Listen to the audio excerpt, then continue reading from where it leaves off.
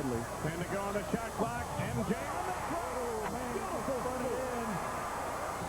33 for Jordan, and the Bulls have cut the gap to 3. 6:51 left to go in the game. Timeout. MJ and company on the comeback trail.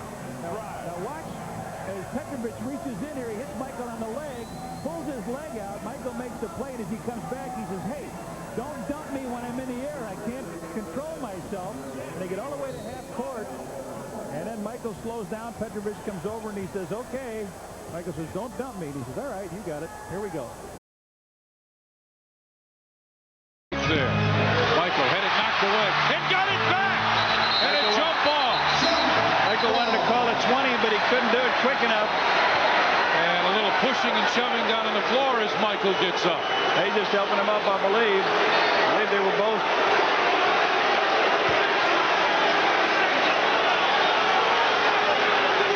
The ball went behind him as he tried to drive on Robertson. Never came back up. Then he dove on the floor. Scottie Pippen in for Hansen here. Looked like Michael was going to try to call it 20. And there they go. Here he comes. Whoa! Long denies. That's the first time they've been physical with Michael in the series. Here it comes again. Got him on the arm. He goes back, falls down, and takes a look at Grant Long and says, man. He has 14 to lead the Heat. Jordan lays it in. No basket, and Jordan can't believe it.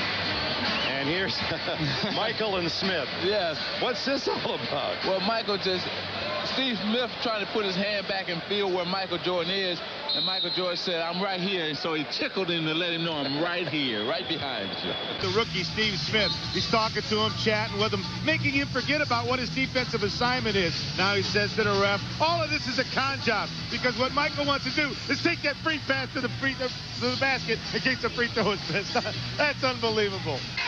Elo setting the screen along the baseline, and when Cartwright runs into Elo, Elo's head winds up banging back into Michael Jordan. Both players stunned after that collision. Watch Elo's head snap back, bang into Jordan right there. Here's Jordan. Yes, and it counts. Michael Jordan right back, hit on the reach-in, and he'll go to... And he passes to himself, loses it, tips it, goes in. To land like a cat. He got on his feet, so he was upended here, but as you see, he comes down his great balance. He's able to get himself and land as softly as he can from that kind of height. But Willie... Jordan on the drive. Burrell takes him down. He's out at the Berto Center, goes under. He says that he took that foul. He grabbed him around the neck. He said that should be 2 and on the side. Now, yeah, Tex, you could have. Close to the basket, but Herb Williams is there for the block. Michael gets it back, and this time he's fouled. Great play by Jordan to react. And a good foul. Michael Jordan, a two-time league MVP, exchanging pleasantries with Herb Williams.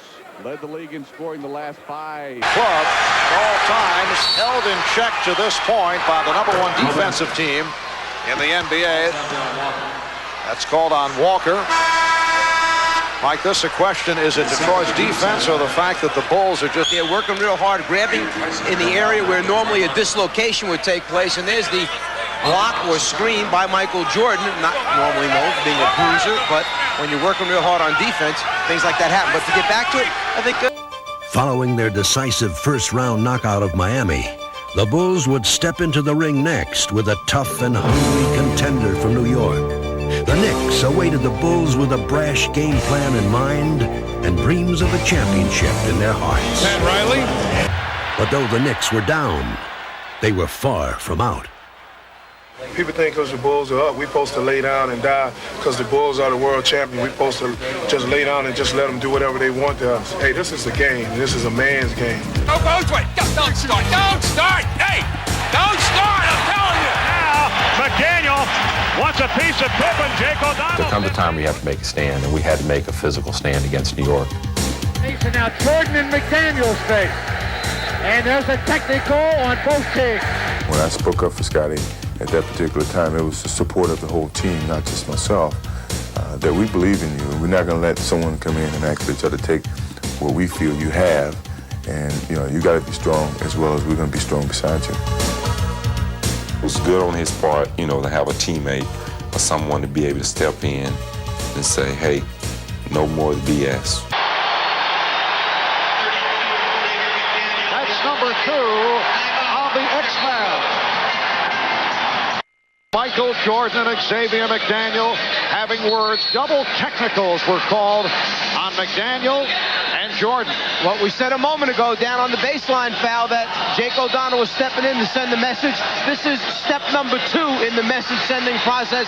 The next one, someone's going to be ejected from this basketball game, which is a very serious step. Jake O'Donnell does not mess around. You're messing with the wrong referee if you're going to be messing with Jake O'Donnell. He will talk somebody. He doesn't care if it's the 7th game. If he warns you one time, the second time, you're out of here. Scott Williams able to get to the loose ball, but he's bottled up Jordan with the recovery, and Jordan is fouled. The basket counts and a foul, and Michael Jordan very upset about the way he was muscled. Xavier McDaniel rotating across, just basically goes after his body to try and stop it. Jordan with the strength, the concentration, and now he is upset because he understands if he lands the wrong way, that could be the end of the season for him. Ahmad Rashad earlier this year had spent a day with Michael and gone through his workout training program. No, the next one, they're gone from the game. Bulls 12, Nick Chan, pressure by Jordan, bothering Blackman. But Jordan is called for a foul, and he is upset. And well, he should be, because that time Blackman just was struggling. There was no way he was going to get away from Michael Jordan. And we saw in the NBA Championship Series last year, when he wants to get after the basketball, he's as good as anyone playing people off the dribble. That time, Michael wanted the 10 seconds. What a scoop shot. In each other's face right now at the top of the key. The 2 superstars. And they're friends also, which goes to show you that that friendship goes out the window when you're trying to defend your title and Patrick Ewing's trying to get his first. You might call it a discussion of Olympic proportions. Michael and Starks going at it down low. Starks trying to bump him out of the way. The double team. Jordan double pump. Ball is lost, but Oakley gets it and he kicks Stacey King. Yet Stacey picks up the foul on the reach-in. And he'll shoot 2 free throws, so Oakley will make the long trip all the way down. King picks up the foul. Jordan took the ball on in low, and it wasn't there. Oakley reaches in and grabs it. Michael threw the post a couple times on him. A great difference in strength. Carciani just, yeah, exactly. Just grabbed Jordan. They call another foul on him. He just put his arms around Michael. His job now is to try to distress Michael. Well, Michael goes across the lane. You see Carciani he's about tackling him under the lane. He's kind of, Johnny's kind of filling. With a 1-point lead, they've won 8 in a row. Detroit has won 5 straight. Jordan with the steal. And he is held by Isaiah. He's fouled by Thomas. And he will receive 2 free throws because he had a clear path to the basket for a shot attempt. They'll award him 2, but then Detroit gets the ball back. And that, an interesting get-together.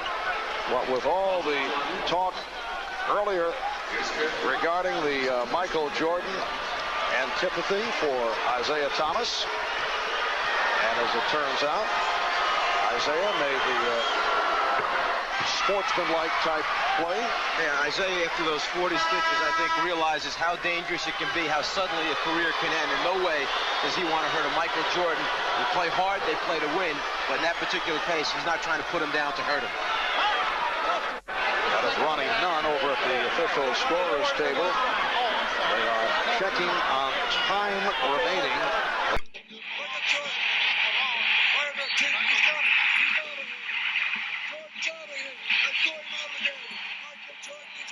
I was in a rage. You should saw me in the locker room. I kicked chairs in. I broke the blackboard. I mean, this is the first time that I've ever lost it in a competition.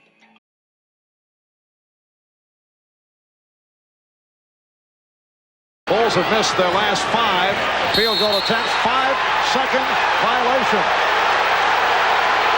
And words between Williams, Scott Williams, and John Hot Rod Williams. Well, perhaps a foul was called on the inbounds attempt. Let's see. On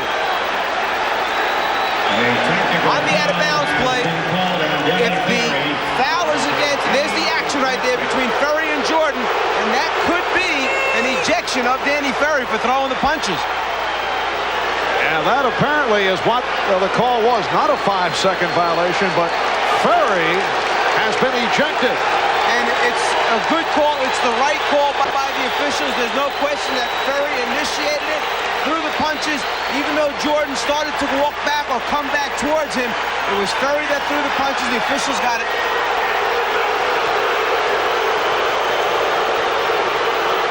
Michael Jordan shooting the technical. So Danny Ferry, who had come on and played well defensively, off this sequence, getting involved with Jordan, flailing out at Jordan, has been ejected. And Jordan had the right hand cocked, ready to go. Yeah, but smart enough to hold back the punch. Michael Jordan understands what it's about, trying to get back to the NBA Finals. He doesn't help in any way by getting himself thrown out of the basketball game.